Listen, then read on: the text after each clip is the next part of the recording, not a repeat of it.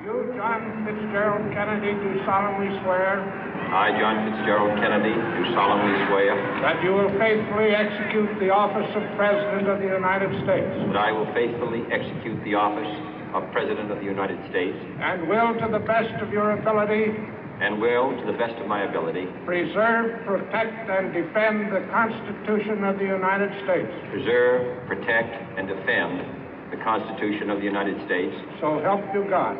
So help me God.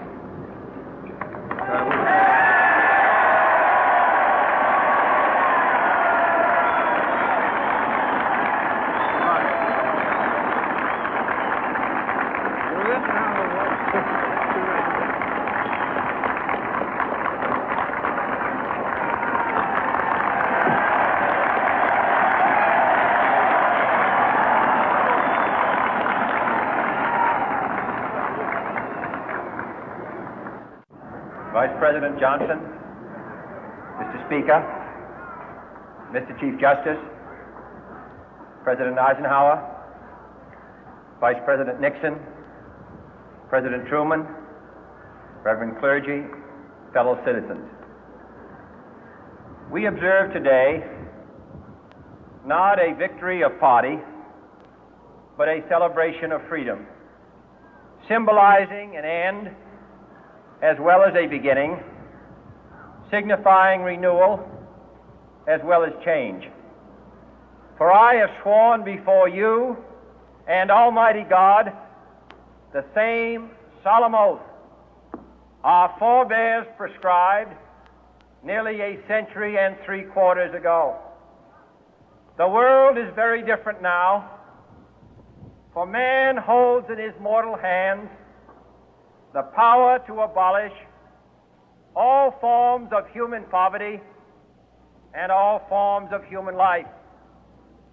And yet the same revolutionary beliefs for which our forebears fought are still at issue around the globe.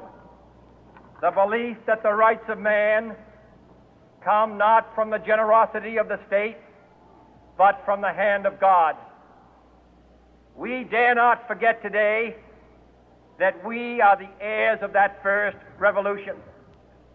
Let the word go forth from this time and place to friend and foe alike that the torch has been passed to a new generation of Americans born in this century, tempered by war, disciplined by a hard and bitter peace, proud of our ancient heritage, and unwilling to witness or permit the slow undoing of those human rights to which this nation has always been committed and to which we are committed today at home and around the world.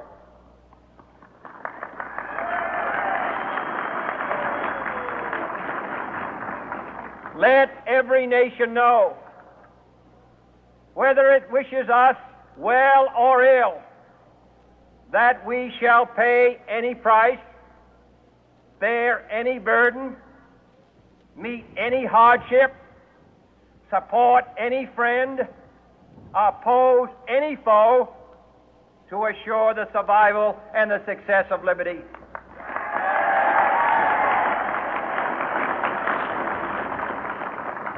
This much we pledge and more. To those old allies whose cultural and spiritual origins we share, we pledge the loyalty of faithful friends. United, there is little we cannot do in a host of cooperative ventures. Divided, there is little we can do, for we dare not meet a powerful challenge at odds and split asunder. To those new states whom we welcome to the ranks of the free, we pledge our word that one form of colonial control shall not have passed away merely to be replaced by a far more iron tyranny. We shall not always expect to find them supporting our view, but we shall always hope to find them strongly supporting their own freedom, and to remember that in the past, those who foolishly sought power by riding the back of the tiger ended up inside.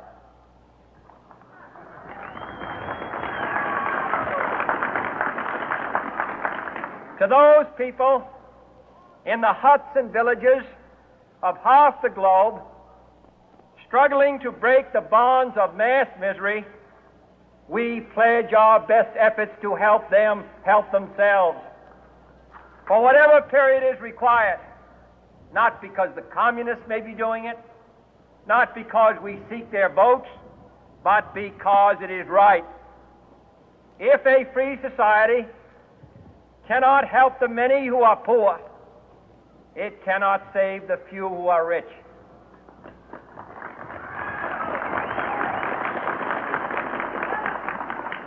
To our sister republics south of our border, we offer a special pledge to convert our good words into good deeds, in a new alliance for progress, to assist free men and free governments in casting off the chains of poverty. But this peaceful revolution of hope cannot become the prey of hostile powers.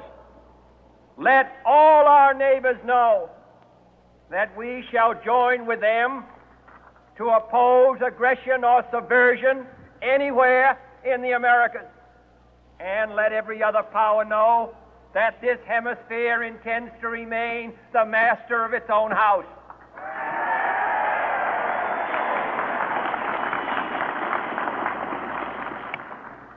To that World Assembly of Sovereign States, the United Nations, our last best hope, in an age where the instruments of war have far outpaced the instruments of peace, we renew our pledge of support to prevent it from becoming merely a forum for invective, to strengthen its shield of the new and the weak, and to enlarge the area in which its writ may run. Finally, to those nations who would make themselves our adversary, we offer not a pledge, but a request that both sides begin anew the quest for peace.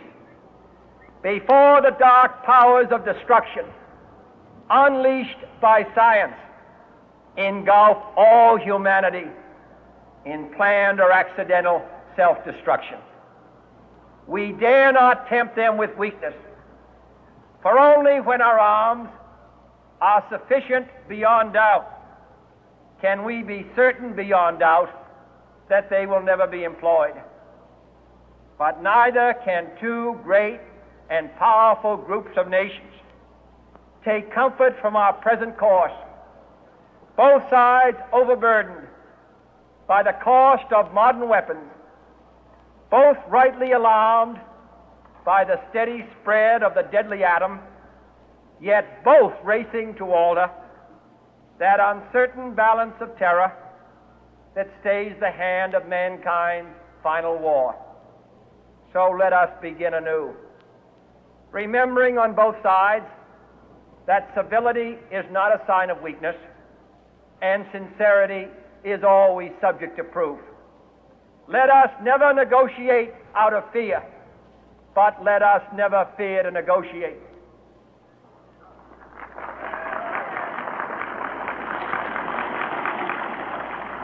Let both sides explore what problems unite us, instead of belaboring those problems which divide us. Let both sides, for the first time, formulate serious and precise proposals for the inspection and control of arms, and bring the absolute power to destroy other nations under the absolute control of all nations.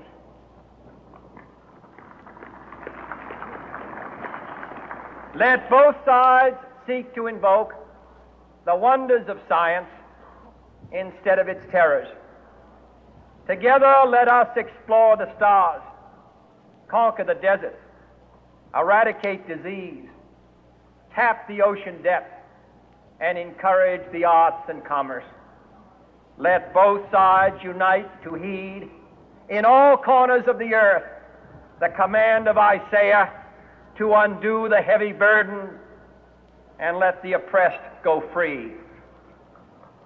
And if a beachhead of cooperation may push back the jungle of suspicion, let both sides join in creating a new endeavor, not a new balance of power, but a new world of law, where the strong are just and the weak secure and the peace preserved.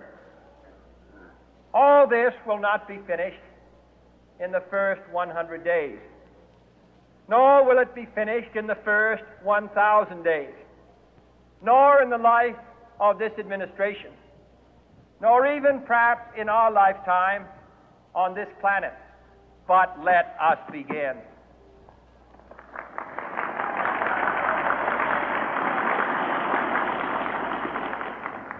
In your hands, my fellow citizens, more than mine, will rest the final success or failure of our course. Since this country was founded, each generation of Americans has been summoned to give testimony to its national loyalty. The graves of young Americans who answered the call to service surround the globe. Now the trumpet summons us again, not as a call to bear arms, though arms we need, not as a call to battle, though in battle we are, but a call to bear the burden of a long twilight struggle, year in and year out, rejoicing in hope, patient in tribulation, a struggle against the common enemies of man, tyranny, poverty, disease, and war itself. Can we forge against these enemies a grand and global alliance, north and south, east and west, that can assure a more fruitful life for all mankind? Will you join in that historic effort?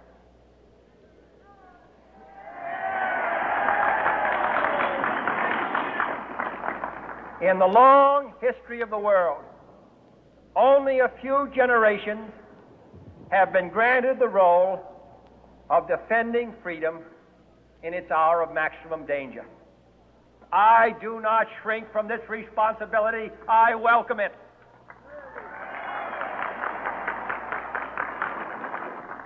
I do not believe that any of us would exchange places with any other people or any other generation.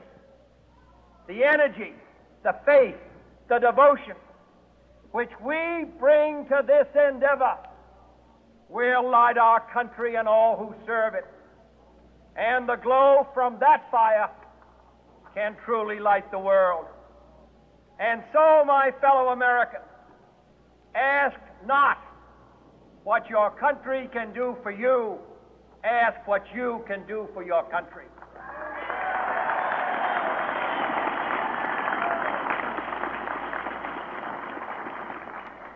My fellow citizens of the world, ask not what America will do for you, but what together we can do for the freedom of man.